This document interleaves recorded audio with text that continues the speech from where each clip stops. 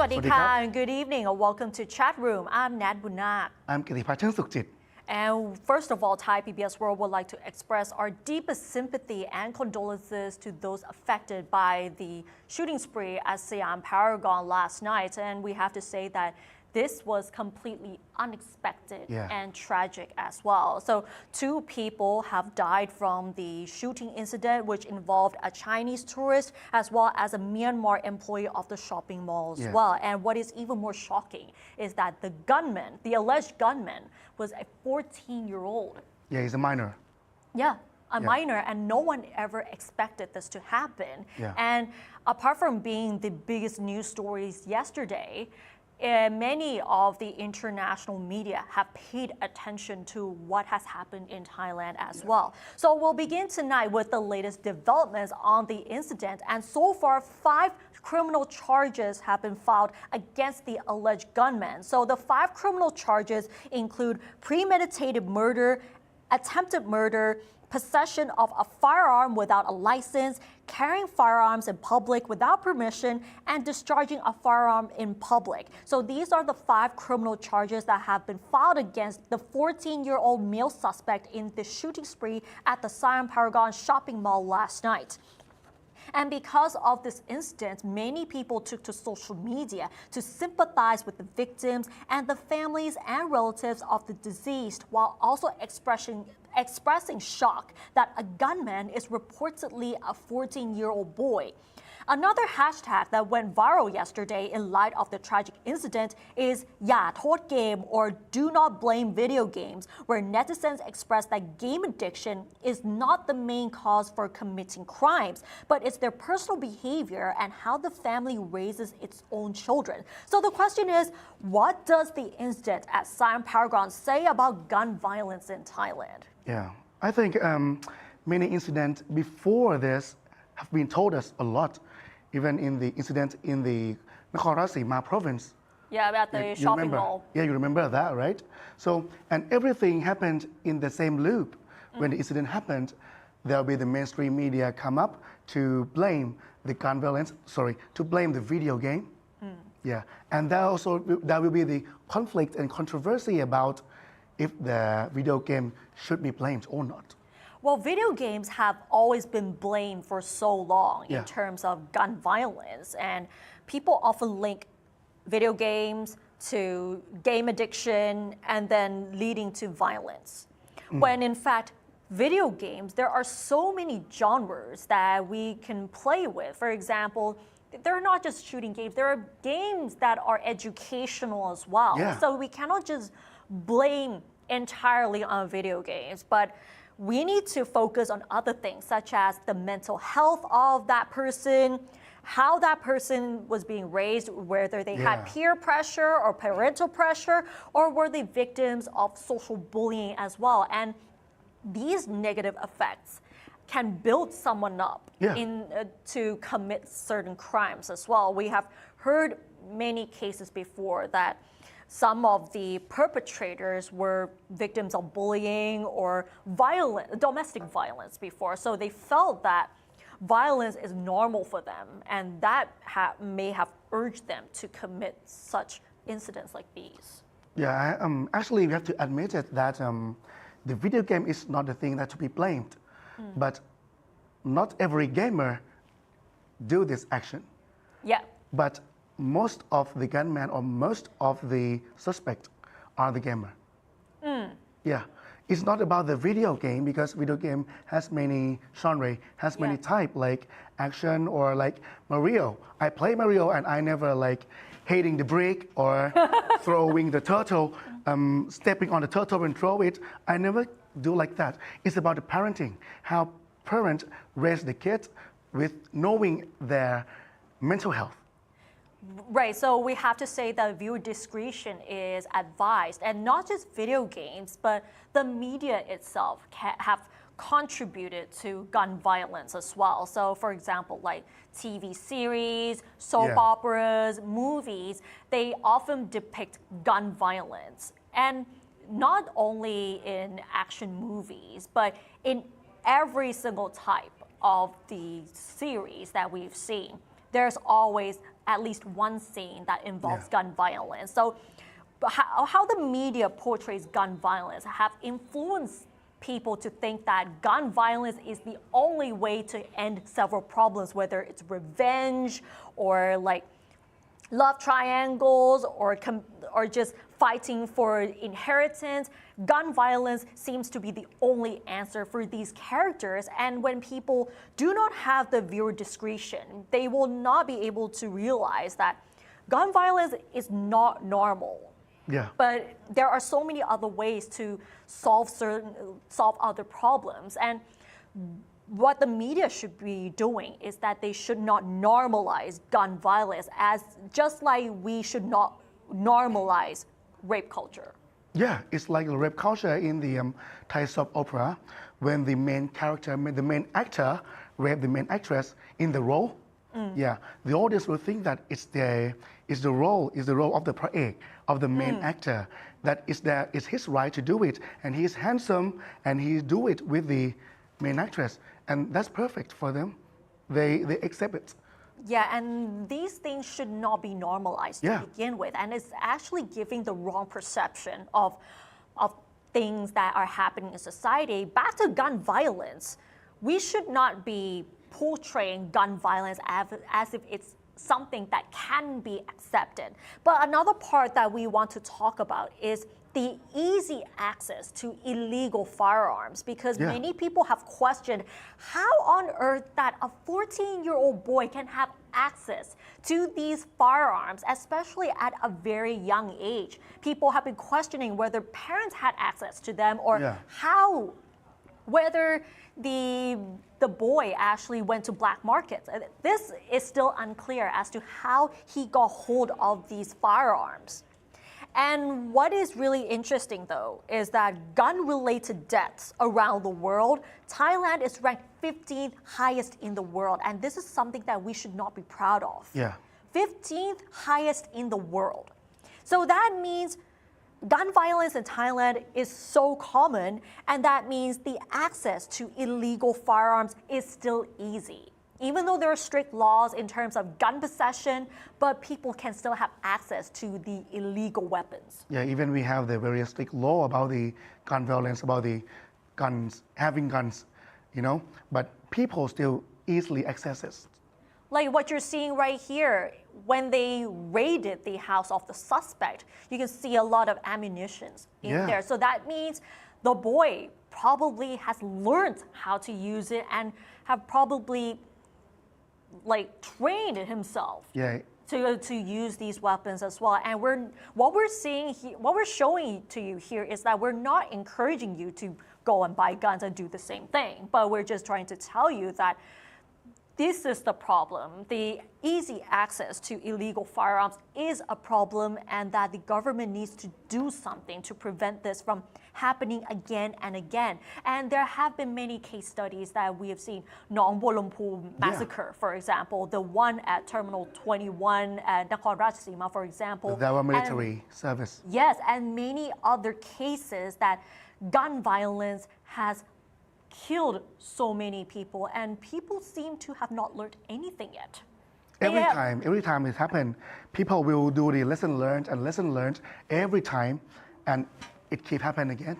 And I think what needs to be fixed is the crisis management and the alert system as to what is happening around them, so that people can evacuate easier as well. Yeah, I found the post from the former President Society for Online News Provider Association, Kun Ravi Tawantarong. Yeah, he gave quite a good lesson learned to the mainstream media. First one, to interview the source of information or anyone who is in the incident, don't ask where are they. Yeah, to make them safe. Yeah, even though the alleged gunman will know where they are and follow them and shoot them. So this very strict question that you shouldn't ask them. Second, publishing the information about the alleged murderer family is still illegal. On the social media right now, there are a lot of posts sharing the information about the alleged gunman parents' biography, about their research topic, about their career, about their life. So this one is about the PDPA. Yeah, so they've been trying to expose the identities of not only just the alleged gunman, but the parents of the gunman as well. So this is something that we should not be doing, because remember when there was a mass shooting in New Zealand, the then Prime Minister Jacinda Ardern even said that we should not even give them that spotlight. We're not supposed to name the gunman, and we're not supposed to give them that fame. We don't give them the area on the media. Exactly. So maybe it's better if we put more emphasis on those who have been affected and how they can seek help, especially they may have been affected emotionally and mentally as well. Yeah, and as a mainstream media, so don't focus on being the first one to report the news, but focus on the accuracy. Because today you can't beat the social user. They're faster than you. Yeah, they give the information, they post on the X, on the Facebook, like very fast on the Instagram story about what's happening, and something is disinformation or malinformation or misinformation or fake news, a lot of types of this. So be focused on the accuracy, because it's the mainstream media duty. And it serves as a great lesson for all of us as well, as journalists and media practitioners as well. But okay, and some of this information emerged yesterday because of the hastiness of the mainstream media. That you say that a stab at the Samyan area. Yeah, and there have been clarifications already that this did not take place. And they actually checked with the policemen as well that, okay, the stabbing did not take place at Samyan, and that was fake news. Yeah. So we need this media literacy, and we need to be able to differentiate between what is fake news and what is legitimate news as well, especially during times of crisis. Like this, for example, that can serve as a great lesson.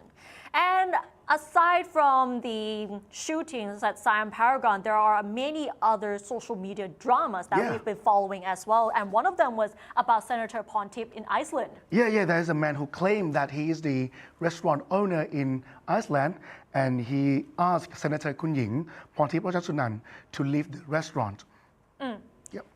A Thai man claiming to be the owner of a restaurant in Iceland told Senator Kunying Ponte to leave the restaurant because she was not welcome there. The video clip quickly went viral and has attracted mixed reactions. Some commented that she deserved it, while others did not agree.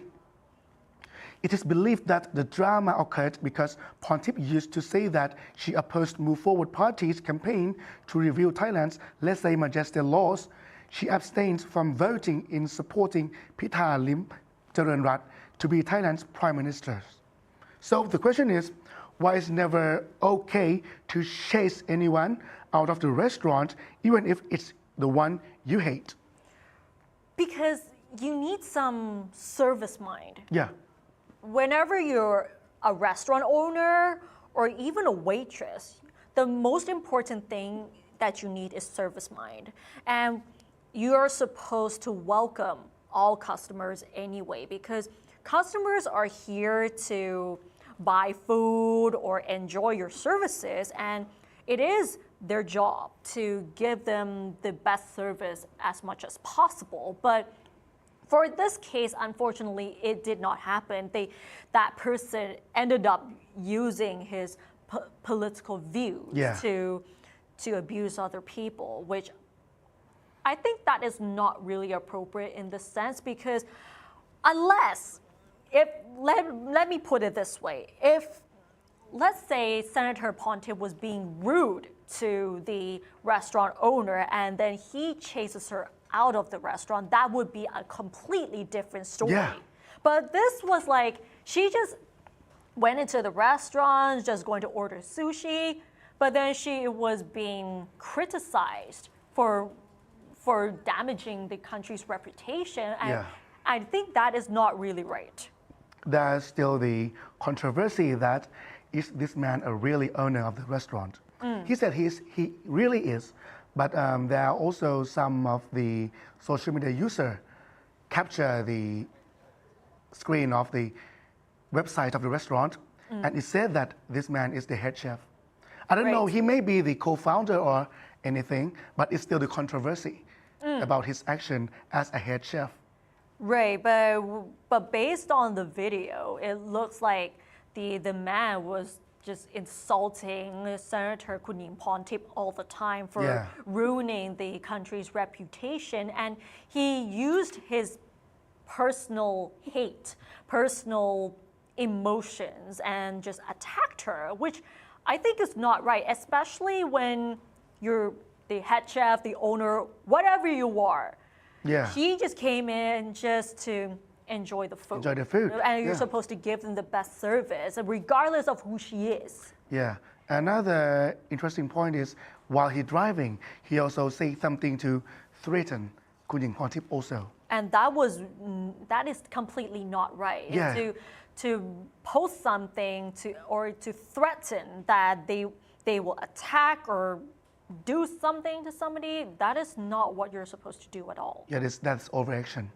That's too much. That's too much. And in fact, this is actually punishable both by the Thai law and the law in Iceland as well. So the senators have been urging Senator Porntip to take legal action, but Senator Porntip has decided not to because she thinks that the Buddhist teachings has helped her in terms of patience, and it's better to let karma do its job instead of just asking the law to just prosecute him. I think what she is doing is good because she is quite calm and solve the problem with the calm, with peaceful.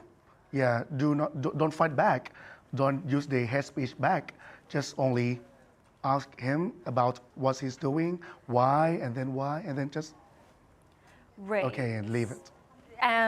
It just shows her patience and maturity as well, in a way that she will not respond with rudeness or with anger. And in one sense, it is a good thing that she chooses not to respond, but respond in the most mature way as possible. So I think that is a good thing. But on the other side of it, when it comes to political view, there's always going to be some sort of conflict. So the challenge is, how can we still live together when we still have different opposing views in terms of politics? That is still a challenge, especially in Thailand. It's easy to answer. It's easy to answer, but it's not easy to do it. Yes. The answer is to see human as a human. Even you don't like him or her, but as she is a human, just, okay, I don't like you, but as you are human, I will give an honor to you, I will respect you as human, with humanity. Yes, but even though, like you said, it's easy to say it, but it's not easy to do it because we all have this bias in our hearts to begin with. So when we see someone, the first thing that you would think of is not about how nice that person is. It's something that you have this negative bias. Even if you're wrong, you will still have this negative perception towards the other person. So we would often judge that person based on that negative bias. And unless you get to know that person, that is when you will realize that whether she is nice or whether she is mean, that is a different story. You know, in the digital world, everything spread quickly, and the algorithm of the social media work very effective. Yeah, when you want to see something, you will only get the information. One side of the story. Yeah, you will see what you want to see. You will hear what you want to hear, and you will only read what you want to read, because the algorithm of the social media will manage it for you and input that information into your eyes, your head, your ear. Yeah, all the information is now tailored towards an individual user. So let's say if you're a supporter of the Move Forward Party, you will always get information related to that. Or if you're a supporter of Pheu Thai, you will always get something related to Pheu Thai. And that has made people absorb the information that is kind of one-sided. So like we said, media literacy, and we need to use our own judgment and just don't use your own political views to attack others. And now let's move on to another social media drama that actually sparked outrage recently as well. That was an incident where a teacher slapped a young boy at school only because he refused to call her mom. And here's the viral video of a female teacher who slapped a young student on his face only because he refused to call her mom, because the fact is, he has only one biological mother. So the incident took place at a very well-known school in Bangkok's Ramkhamhaeng area. So politicians also called out on the incident, one of them being Move for a Party MP Wirod Lakanadison, who said that the slap was not unintentional, but a sudden outburst of anger. And apart from Wirod, who made a comment about this issue, he even said that if that person is really a teacher, she does not deserve to be a teacher anymore based on her behavior towards the young student. Meanwhile, the Minister of Higher Education, Science, Research and Innovation, Suphamat Israpakdi, also said that as a mother, she finds this incident to be unacceptable, adding that everyone deserves to be safe at school. So the question is, why do adults feel entitled to abuse children? That would be the first question for the story. Oh, that's quite hard for me because I have the experience when I was in the grade 5. You know, I have the program called Vocative. It's about the art exhibition and traveling. I really love art, but till today, I still can't be a very good artist. I cannot work on the artwork because of my experience in the grade 5. When I was in the grade 5 in the art class, I just draw a thing and painting thing and send it to the teacher, and then I was insulted by a teacher that your work is so, she used the word suck. She used that word, and it's so bad. You can't be the artist. You can't do the artwork. And you know, with that word, when I was very kid, in grade 5, like 7 years old, I think. Yeah. Oh no, sorry. Wait, 10 years old. Yeah, around 10 years old. I cannot. I really downed because of it, and until today, I cannot do the artwork.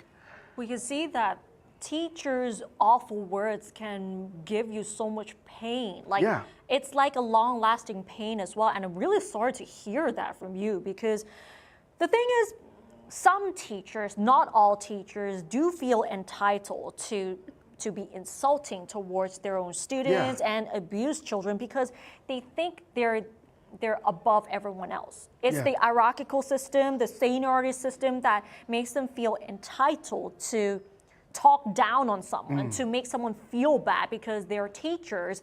And we always have this belief, like among Thais, that, oh, if a teacher scolds you, it's because they want you to be better.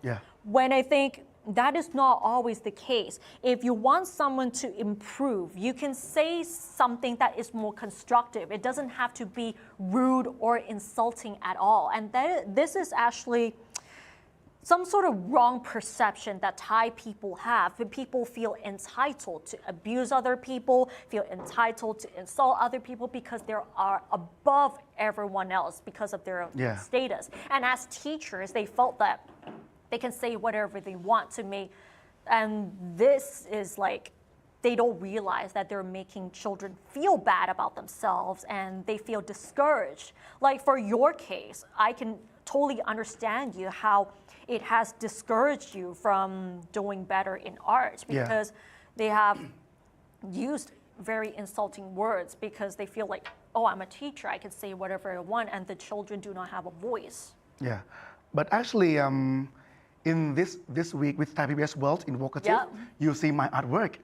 Yeah, because I went to painting the Monet, the Claude Monet artwork at the exhibition. So just wait and see this Friday night. Yeah, I would love to see that. Finally, we will get to see Kun Kitipat drawing something inspired by Claude Monet. Yeah, so we will love to see that as well. But back to the story.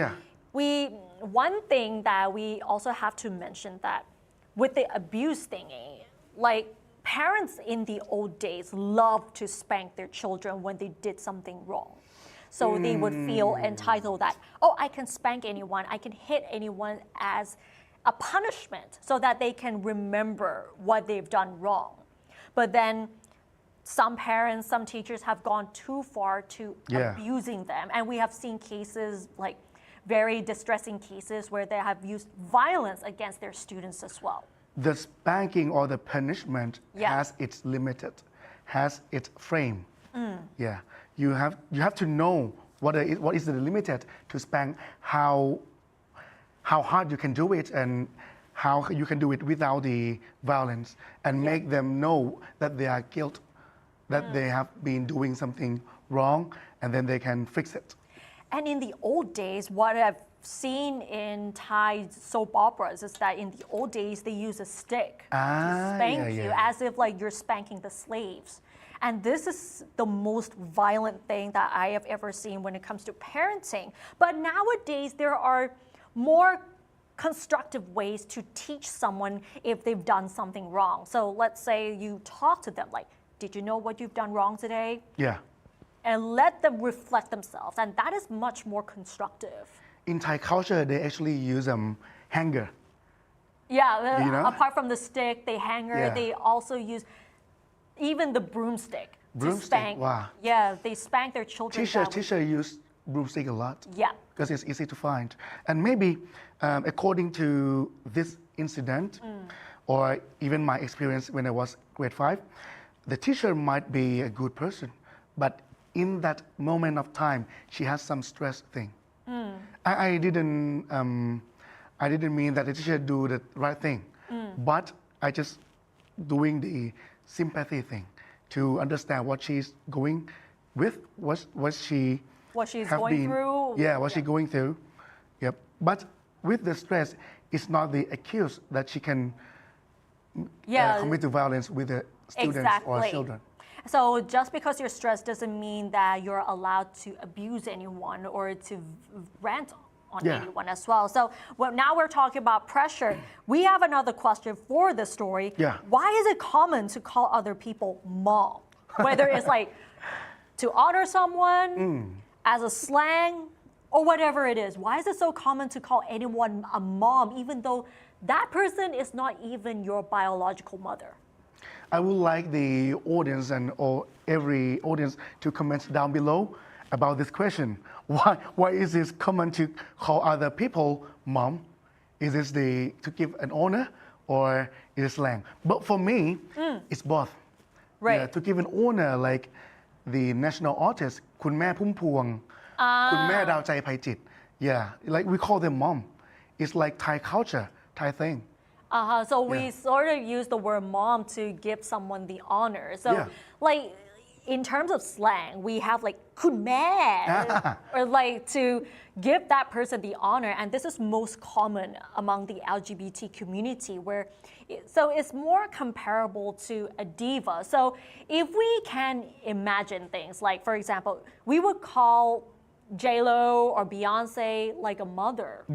It's just like you're calling them like the diva or like in a good way. Diva in a good way. In a good way. Yeah, diva in a good way, not in a bad way. But like you honor that person as if they're like the mother of this kind of music. And we also have this slang called a mother is mothering. So แม่ก็คือแม่ Yeah, similar. แม่คือแม่ a mother is mothering. So it's like to give them this credit and this honor for that person for what they're doing. So this is a very positive thing among, like, if we use it as a slang. But then sometimes when you call someone a mother, some people get pompous. They get self-entitled too, because like they think like they're above everyone else. But when I talk to like foreigner friends, in their culture, like in Western cultures, there's no talking, like they're not calling mom or auntie or uncle. We don't have that. Yeah, in the Western culture, there's no calling other people mom. Even they want to give an honor, it's not the thing to call anyone mom.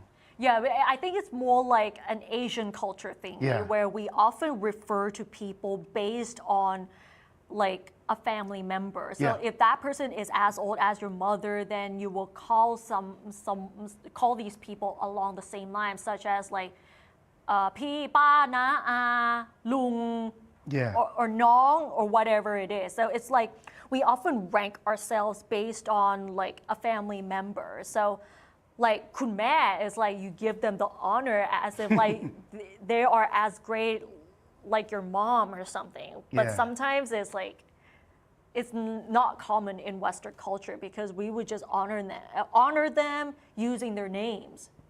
So I think that is pretty interesting in a way. Okay, we just talked a lot about calling someone mother. Now let's talk about having children. Because a recent opinion survey has found the reason why Thai people don't want to have children. According to a recent opinion survey from NIDA poll, 44% of respondents said that they do not want to have children.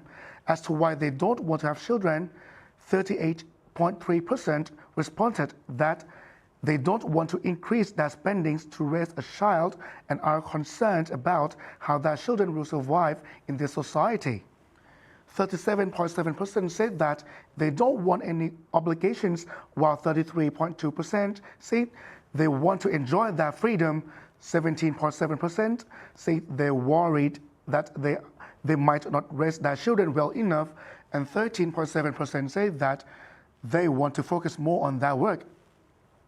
When asked what the government should do to encourage more Thais to have children, most of the respondents answered that free education, government subsidized to raise a child up until 15 years old, reducing taxes, increasing maternity leave, and more child care centers. So the question is, why Thais don't want to have children? Mainly it's because of the economic situation as well. And people have been struggling to make ends meet. So we've been talking about the increasing cost of living, the skyrocketing pork prices. Everything is getting more expensive. So when they think of having a child, they would think like, oh, how will my child survive in this economic situation because everything is so expensive, and if we want to send them to a very good school, it's like a huge investment for them. So that is probably why many people chose not to have children anymore. But like, I'm not saying that everyone do not want to have children, because there are still some people, if they're well off, if they have the financial means, if they want to have children, it is their choice. If they are ready. If they're ready, if they're financially ready, they can raise a child. But like for those who do not want to, I think there are many other issues apart from the economic situation. Some people also believe that having a child is like a lifelong commitment. A lifelong commitment as to raising your child, sending them to school, sending them to university, and taking care of them when they're sick, or even when they manage to earn income, they will have to send us the money to take care of us instead. So it's like a lifelong cycle and commitment. So some people may not feel that they are ready for that sort of commitment yet. And in one way, life can be much more exciting than just having babies for certain people. A lot of them think like that. And besides the economy, it's also about the society today. A lot of parents, even my parents, say that, oh, Tiff, it's hard to raise your kids in the future, you know, because of the violence and also the quick spread thing in social media. So it's hard to teach them, as they can learn a lot from themselves, from social media, from many platforms on social media. Like even the Siam Paragon shooting spree yesterday, it really shows how difficult it is for people nowadays to deal with this, and how hard is it going to be for the children who will be living in the future. Things can get worse for the future, and we haven't even talked about climate change yet and how they're going to live their lives. This is something that we don't talk about so often yet. Just 14 years old, and he can like he can make a gun himself. He know how to make it, how to put in the bullet, and He knows every structure of the guns. This is really distressing. Yeah. And Yeah. some people think that maybe we should not have children anymore because how will our children be able to survive in this kind of world where violence is everywhere and everything is so difficult for them as well? Even the higher cost of living to raise a child will be even higher than before. So Yeah. I think there are so many other factors to think about as well Yeah. when raising a child. There are also controversy about don't having children. Some say that it's good for the world because the consuming of the environmental source will be reduced. Some said that, but some also said that it's not good because the kid is very important to have to make the population in the world, and to make the quality populations is a very important thing. Yeah, and we also have to address, we've talked about this a few weeks ago Yeah. about the changing populations and now we're entering the super aging society, and this is becoming a problem especially for the Thai government, Yeah. where if we remember, Public Health Minister Cholana Srikiao said that there is something wrong with the mindset of the people, that they do not want to have children anymore because they think that having children will make them poor, and therefore they need to change something with the policies. But at the same time, you have to look at many other factors: the economic situation, the policies that would encourage them to have a family or have children. You need to look at many other things rather than blaming that person for not having children. Yeah, I talked to everyone, even the taxi driver, about whether he want to have kids, or if he have kids, what does he think? He said that kids is very cute. Everyone want to have kids, but because of the economy and how to raise their kids well, within the good society, in the good community, in the good school, with the good friends, with the good environment. That's a lot of factors.